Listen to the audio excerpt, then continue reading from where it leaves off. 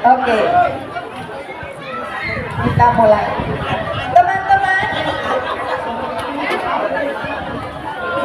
sudah tahu apa itu Isra Mi'raj? Yang dapat mic siap menjawab berani? Bu, ada door prize nggak, Bu? Ada nggak? Door prize-nya musik spesial dari teman kita ya. Yang dapat mic siap menjawab ya teman-teman. Kak Nik mau kabar center. Pasti guru PAI sudah menyampaikan apa itu Isra Mi'raj. Belum, Pak?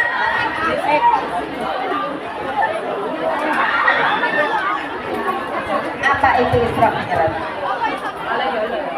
Gak tahu katanya, gak pernah naiknya ke. Teman-teman punya HP nggak semuanya? Nek punya, saya didelok apa? Saya ditonton apa? Bojo nonton kisah-kisah Nabi atau peristiwa Isra Mi'raj. Banyak kisah-kisah Muslim. Mesti saya ditonton, mesti saya dinonton, sinetron Korea, drakor,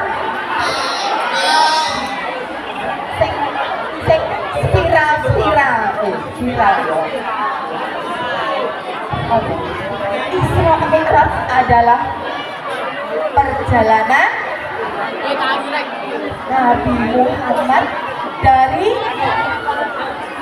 Masjidil Haram ke Masjidil Aqsa. Padahal jaraknya dulu itu kalau ditempuh perjalanan, kan zaman dulu belum ada motor, mobil, pesawat seperti sekarang. Dulu perjalanan menggunakan unta dan kuda. Jarak antara Masjidil Haram dan Masjidil Aqsa ditempuh oleh Nabi Muhammad hanya dalam 1 malam. Padahal jaraknya waktu itu kalau ditempuh dengan unta 1 bulan perjalanan, jaraknya 1.500 kilometer. Jajan diukur nganggo map, naik pesawat paling pirang menit ya nek saiki. Tapi dulu itu adalah hal yang mustahil, tapi itu terjadi ya. Dari Masjidil Haram yaitu kota Mekah ke Masjidil Aqsa, Yerusalem, Palestina. Di sana beliau bertolak dari Hajar, batu, dengan mengendarai buruk dan dijemput oleh malaikat Jibril. Dari Masjidil Aqsa tadi beliau bertolak naik ke langit. Berapa teman-teman? Tahu step-stepnya? Sebelum ke langit 7, beliau ke langit pertama. Di langit pertama beliau bertemu dengan siapa? Bertemu dengan siapa? Bertemu dengan Nabi Adam. Nah, di langit pertama Nabi Adam duduk termenung sambil, ketika beliau melihat di sebelah kanannya, beliau melihat surga, anak cucunya yang berada di surga. Dan ketika menengok ke kiri, yang beliau lihat adalah anak cucunya yang masuk ke neraka. Dalam waktu bersamaan, beliau bisa melihat anak cucunya yang di surga maupun di neraka. Lalu naik lagi di langit kedua. Di langit kedua, beliau bertemu dengan Nabi Yahya dan Nabi Isa. naik lagi ke langit ketiga. Di langit ketiga ketemu siapa teman-teman? Siapa? Pernah baca mungkin? Di langit ketiga bertemu dengan nabi yang ketampanannya Masya Allah. Apa? Ini pintar semuanya. Nabi Yusuf. Lanjut lagi, kemudian beliau naik lagi, masih mengendarai buruk ya. Di langit keempat beliau bertemu dengan Nabi Idris. Naik lagi ke langit kelima, beliau bertemu Nabi Harun. Lanjut ke langit keenam, beliau bertemu Nabi yang bisa membelah lautan. Siapa? Pinter semuanya, tuh pinter, keren ya. Nabi Musa, ya betul. Yang ketujuh, nah buruk hanya mengantarkan Nabi Muhammad sampai ke langit keenam. Di langit ketujuh Nabi Muhammad turun dari buruk dan bertemu langsung dengan Allah itu sendirian tanpa buruk tadi ya. Nah, sebelum perjalanan ke langit ketujuh, beliau melewati Sidratul Muntaha. Tahu Sidratul Muntaha itu apa? Apa? Apa? Umi dikit-dikit bingung.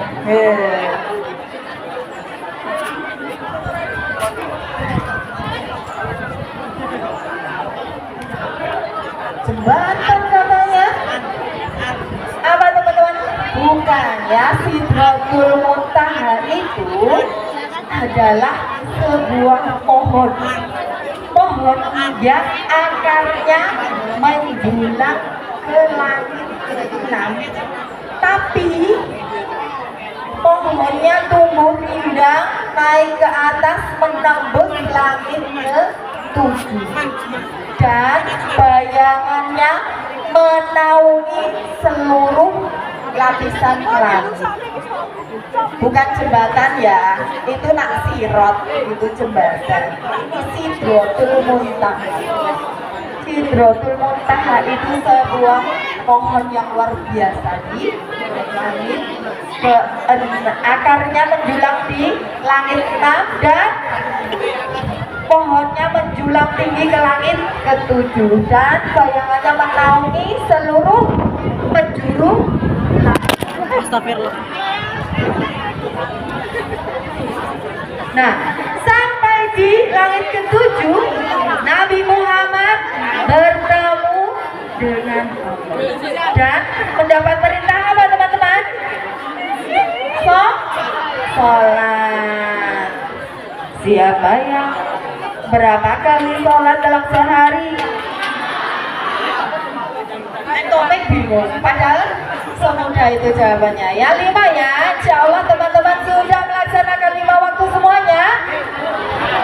Belum? Sudah ya. Kalau belum, mulai hari ini jangan lupa wajib 5 waktu ya. Kita lanjutkan. Di langit ke-7 beliau bertemu dengan Allah langsung dan mendapat perintah untuk melaksanakan sholat sebanyak berapa? 5 kali. Berapa teman-teman? Awalnya 50 kali. Bayangkan, 50 kali diterima Nabi. Waktu kita sehari berapa? 24 jam. Bayangno nek sedina salat ping 50. Ndak menit sholat. Jadi kita tidak mungkin mampu melaksanakan sholat sehari 50 kali. Tapi Rasulullah ketika menerima dari Allah langsung dan turun. Nah, ketika bertemu Nabi Musa, ketika bertemu Nabi Musa bertanya kepada Nabi Muhammad, "Hai Muhammad, apa yang diperintahkan Allah kepadamu?" Allah memerintahkan agar umatku melaksanakan sholat sebanyak 50 kali. Ya ampun, wes toh, orang bakal mampu umatku melaksanakan sedino ping 50. Minta sama Allah, minta keringanan sama Allah. Mana bali meneh ngadep karo Allah. Nabi Musa menyarankan Nabi Muhammad untuk minta keringanan kepada Allah. Akhirnya naik lagi ke langit ketujuh dan menemui Allah dan minta keringanan. Akhirnya dikurangi menjadi 40. Begitu bolak-balik, akhirnya sampai menjadi 5. Bayang no 50 dilongi jadi 5. Enteng pandeng? Ringan atau ringan? Nek ngantek ra gelem melaksanakan, ngeten banyak loh teman-teman kita yang pengen melaksanakan sholat tapi belum bisa melaksanakan sholat. Kak Neng sendiri, jujur ya, Kak Neng cerita ya, ini ya pengalaman pribadi ya. Kak Neng sendiri untuk bisa melaksanakan sholat, untuk bisa pakai busana muslim seperti ini, butuh berjuang panjang, butuh bertahun-tahun agar bisa melaksanakan sholat 5 waktu dan mengenakan busana muslim. Dikira bersyukurlah teman-teman yang sudah lingkungannya mendukung untuk beribadah, tidak dilarang-larang beribadah. Kenapa? Karena dulu Kak Ning di gereja.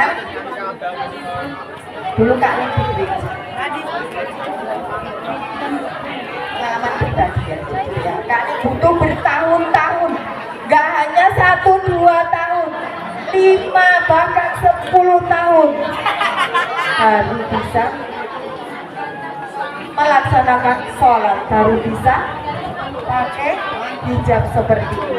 Bersyukur teman-teman, tidak dilarang orang tua, tidak dilarang lingkungan, semuanya sudah mendukung. Masjid banyak ya, masjid banyak, insya Allah mudah melaksanakan sholat dimanapun. Jadi sayang kalau teman-teman sampai meninggalkan sholat dengan alasan yang tidak jelas ya. Siap melaksanakan sholat mulai detik ini, 5 waktu, jangan bolong-bolong lagi ya.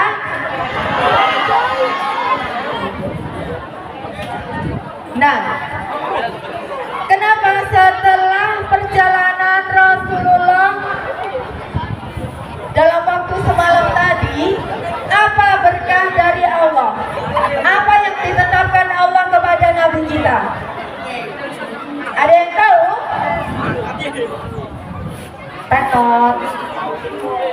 Masih bingung? Oke, Kak Ning kasih tahu ya. Yang ditetapkan Allah kepada Nabi yaitu yang pertama, Allah menetapkan Rasulullah Muhammad Sallallahu Alaihi Wasallam sebagai kekasihnya, sebagai kekasih Nabi. Jadi dinobatkan menjadi kekasih Allah itu setelah Isra Mi'raj, setelah 10 tahun perjalanan beliau berjuang untuk berdakwah. Yang kedua, menjadikan umat Islam menjadi umat yang pertama dibangkitkan dari kubur dan pertama dihisab.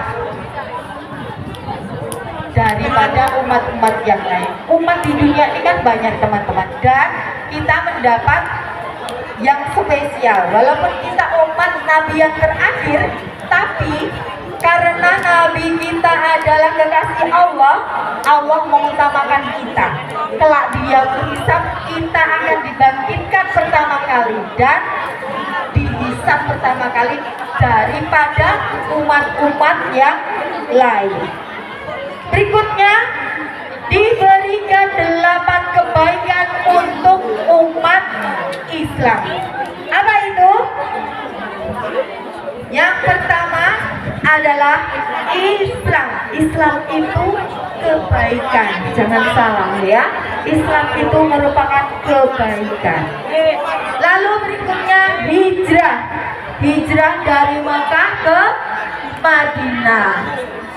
Berikutnya jihad fisabilillah. Lalu sedekah. Jangan salah ya teman-teman, sedekah itu juga merupakan kebaikan. Karena sedekah bisa menghilangkan bencana. Sedekah merupakan wujud kasih sayang kepada sesama. Lalu sholat. Berapa kali sholat dalam sehari tadi? Siapa nama nabimu yang agung? Teman-teman Islam apa orang? Nah Islam mau ditekoni nabi merah ngerti? Coba. Siapa nama nabimu yang agung? Muhammad. Ngerti nabi ini ya? Muhammad. Apa nama kiblatmu yang di Makkah? Kiblat kita apa teman-teman?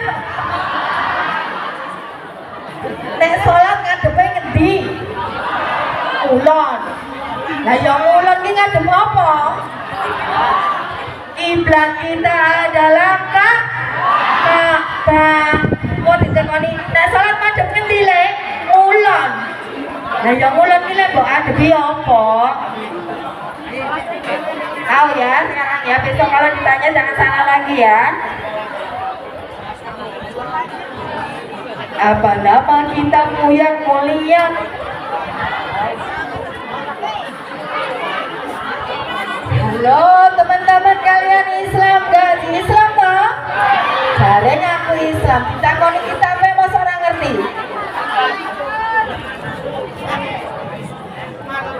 Di sini kancane lagi Al-Quran. Kitab kita adalah Al-Quran. Mau seorang ngerti kita aku Islam, orang ngerti sholat berapa kali sehari. Nek sholat ngadep ngerti kiblat ora ngerti. Nah, siapa musuhmu yang menyesatkan? Siapa? Rasa jawab, bingung. Ya, musuh kita adalah gini pinter, malah leye-leye, menamen. Musuh kita adalah setan. Setan bukanlah teman, setan bukanlah kawan. Setan makhluk yang harus kita lawan. Berapa kali sholat dalam sehari? 5 kali. Ya. Subuh 2 rakaat, maghrib 3 rakaat, zuhur, asar, isya 4 rakaat. Apa nama kitabmu yang mulia? Awas loh, ini ditekoni maksa kene. Apa mas? Kitabmu apa? Kitab kita apa teman-teman? Bantu jawab. Al-Quran. Al-Quran mas, kitabnya. Kamu Islam orang. Sudah bisa baca Quran belum? Dipelajari ya Quran ya, orang mau tinggal baca. Jangan. Apa nama kiblatmu yang di Makkah? Mau wes lo, maksa. Sekarang baleni lo, halo. Apa? Apa ke? Isi.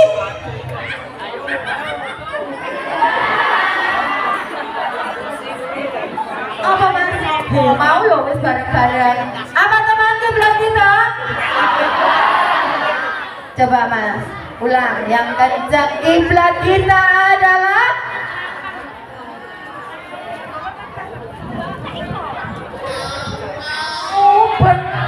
dikasih malah kayak ulo ya. Sesederhana itu loh teman-teman ya. Kita lanjutkan. 8 kebaikan selanjutnya tadi: Islam, hijrah, jihad, sedekah, sholat, dan puasa Ramadan. Lalu memerintah dalam kebaikan, melakukan kebaikan ya maksudnya, dan melarang keburukan ya, menghindari keburukan dan melakukan kebaikan itu adalah salah satu kebaikan. 8 keutamaan hikmah setelah Nabi Isra Mi'raj tadi. Dan Allah menjadikan Nabi Muhammad penutup para nabi ya. Nabi yang terakhir adalah Nabi Muhammad Sallallahu Alaihi Wasallam. Nek saiki ono sing ngaku nabi berarti apa teman-teman? Wah, hoax ya, itu bohong. Allah sudah jelas menjelaskan ya di bahwa Nabi Muhammad adalah Nabi yang terakhir. Tidak ada Nabi lagi setelah Nabi Muhammad. Lalu perintah sholat ya tadi ya, sholat yang tadinya 50 kali menjadi 5 kali ya. Wes enteng lho dienteng pira dhewe, 40 wis disuto 45 lho. Iki arek Joko ting meneh sedina aku siji wae mbangane ra salat lho, gaya aturan dhewe ya. Salat wajib yo 5. Oke? Itu ya.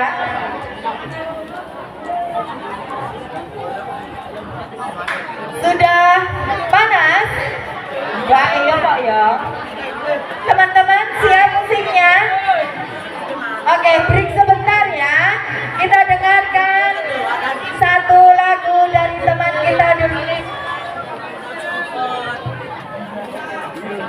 Hidup Bumi, monggo dipersilakan satu lagu dulu.